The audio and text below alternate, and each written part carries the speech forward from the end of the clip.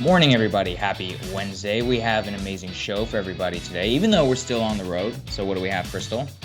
That's right. Still on the road, same as yesterday. A little bit of a modified show today. We'll be back in the studio tomorrow, and you're going to find out very soon why we hit the road for these couple of days. I think you'll be excited about that. But certainly lots to talk about today. Of course, we're tracking the ongoing protests. We'll update you on what happened last night. We're also just getting a first look at how the public is viewing and evaluating everything that is unfolding before us. We're going to talk a little bit about the Dem response or lack thereof in certain circumstances. Mark Zuckerberg has made some new comments that people are debating and what does it mean and all of that good stuff. But let's start with what unfolded last night, Saagar.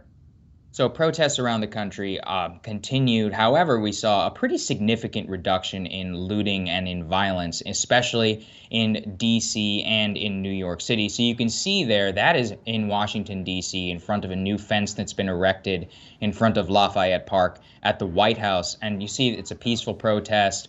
There was not nearly as much looting last night, largely as a result of the National Guard and military and law enforcement deployment in that city. We saw the same thing in New York City last night, where the night before there was just widespread looting on Fifth Avenue and in other places. This time the NYPD response significantly different, owing to, it seems, to a reduction of vehicular traffic into the city, as well as an increased law enforcement presence.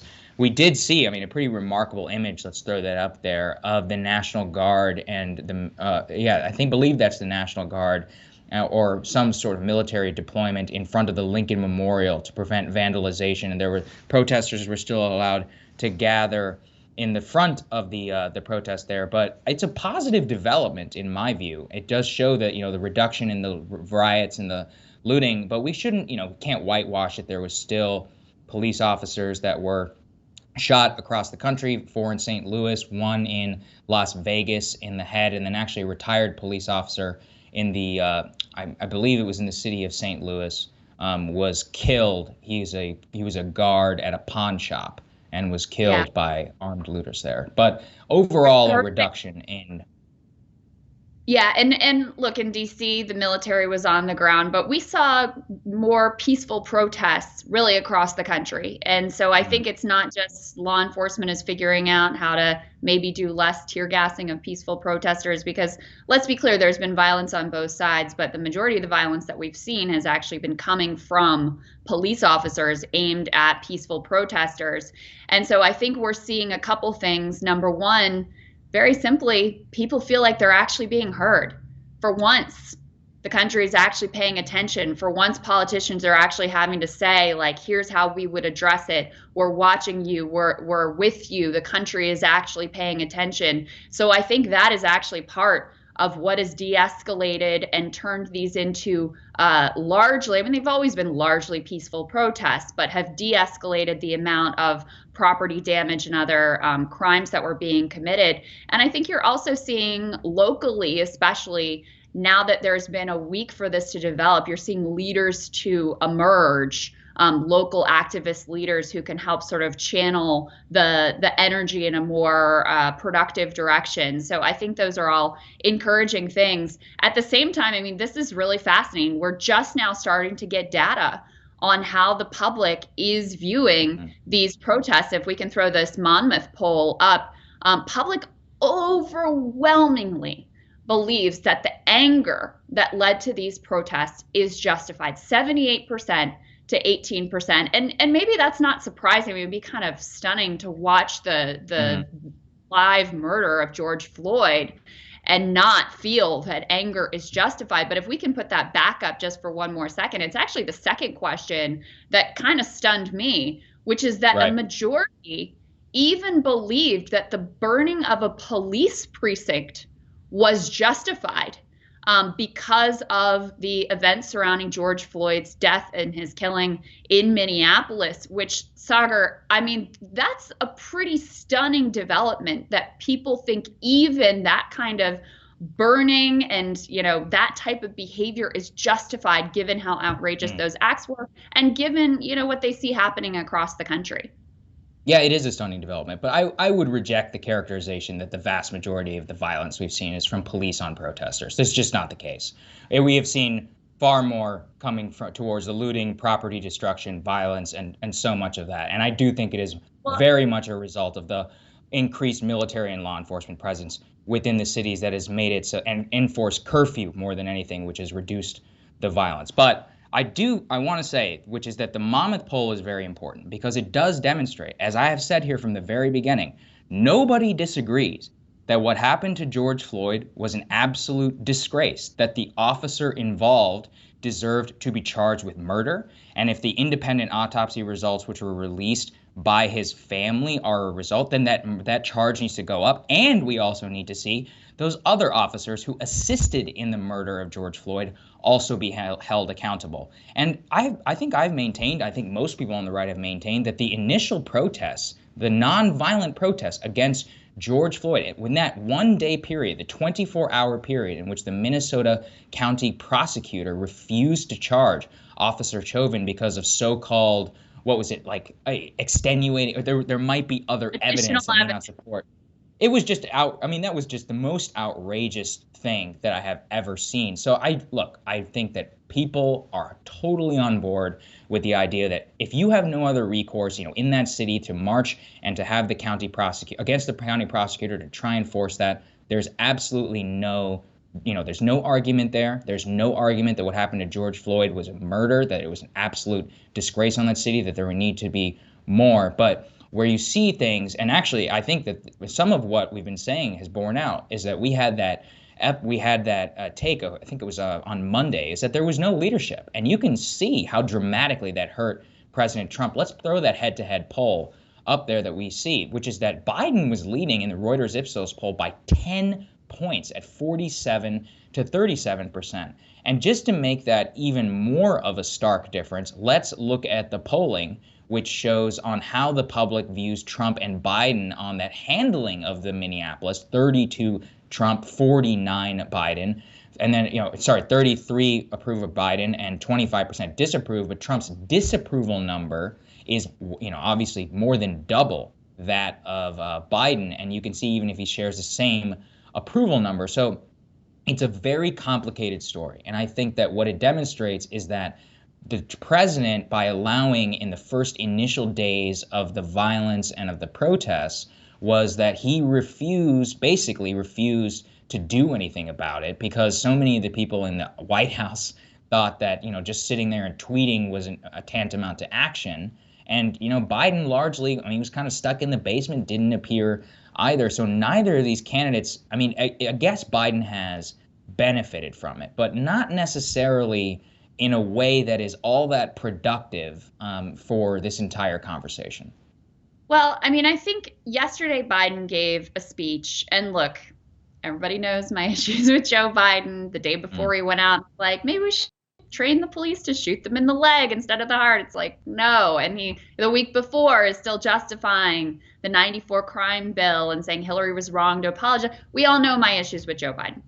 I thought his speech yesterday morning was fairly effective. I thought it was just, in these times, people really do just want to see someone who sounds like who looks like a president, who sounds like a president, who is using unifying language, and also given how much sympathy the public has overwhelmingly. This isn't a partisan issue, overwhelmingly with the protesters, that he has put himself on the side of the protesters, where President Trump's approach has been to put himself opposite the protesters. So, the most vivid display, of course, was watching on live TV as he has military police shooting, tear gas. They're saying maybe it was smoke canisters, whatever. People's eyes were irritated and they were vomiting, and it was a horrible situation. Rubber bullets, flashbang grenades, aggressively pushing them out of this park when they were peacefully protesting. So he has put himself opposite the protesters when 78% of the country says we are on their side. We understand their anger. We stand with them and their First Amendment rights. So I think, the initial response from him, the complete lack of response, tweeting when the looting starts, the shooting starts, which was an unconscionable thing to say, just sort of hunkering down in the White House, that abdication was a problem. But I think that the response since then has also been exactly the wrong response, especially that visual But I think it's also important to say that I vehemently reject the idea of having President Trump send the military into American cities over the objections of local leaders. I think that is a horrible approach. I think that it escalates the violence. I think it turns the American people into the enemy. I think all of that. But you pointed out, and I think it's important to note, this is before President Trump talked about the Insurrection Act, so let's put the context on here, that there is a fair amount of public support for deploying the military to assist local law enforcement. Let's put that poll up on the screen. This is from Morning Consult. And again, this poll was done before President Trump talked about the Insurrection Act and sending in the military over the objection of local officials. So this doesn't reflect that context. But I do think it's important to have the nuance of this story that, this is something I am firmly against. I remember very well, the history of Kent State and the National Guard shooting protesting students. And I think you can escalate an already incredibly tense situation. But there is support for the idea. Yeah, that's the thing I wanted to make sure. I think we both wanted to make sure everybody can take away from this is that people support the protests. People, even kind of are sympathetic to some of the initial violence, at least in Minneapolis, but that also people don't support the looting, or at the very least are overwhelmingly supportive in that particular question of calling in the military in order to supplement law enforcement. So I think that really, in my view, I disagree, which is that I think that Trump's approval ratings took a massive dive, and that the CBS News polling and much of this other was because he did not appear more forceful in his rhetoric against violence and against looting in particular, and the rioting that we saw across the country in the first 2 or 3 days of this initial conflagration. So if he had done this much, much sooner, I think his approval would be much higher because he would look in command of the situation. So it was really got the worst of all worlds, right? Because he basically, and when you're the president, you're always going to own a situation like this. And he didn't do anything about it for days and days and days. And now in the last 2 days, we see that, look, maybe it is the case that NYPD and that the state of New York acted much more aggressively against violence and looting last night because they're afraid of the fact that the president might send in the military. That's exactly what I think you want to see from that particular question.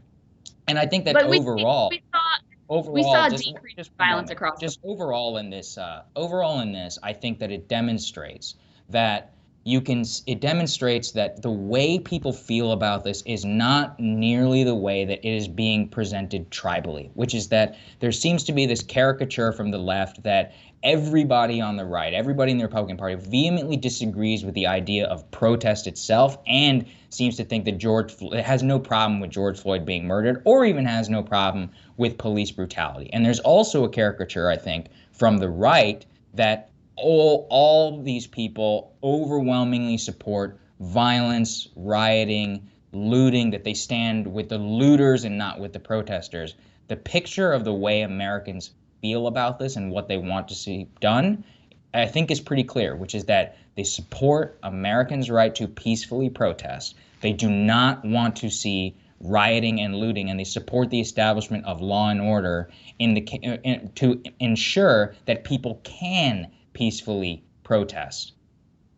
There's a couple things that I would say to that. Number one, I think it's always a danger to just get into the horse race of how does this appear and what does it mean for November when there are major moral issues at stake, major constitutional issues at stake, including First Amendment rights and people's ability to peacefully protest, to raise their voices, to express their concerns. In my view, it is really the responsibility of law enforcement to protect those First Amendment rights as much as it is to protect those property rights. So that's one thing. But the other thing, out of all these numbers, the one that stuns me the most is that a majority of the country said that the burning of a police precinct was justified. And look, you don't have to agree with that, but that is a signal of how radicalized a large portion of the country is, how outraged they are, and how overwhelmingly they feel sympathy for these protesters. And I really think that the president has made a huge moral, strategic, political mistake by putting himself on the side of police crushing of those protesters, which he did.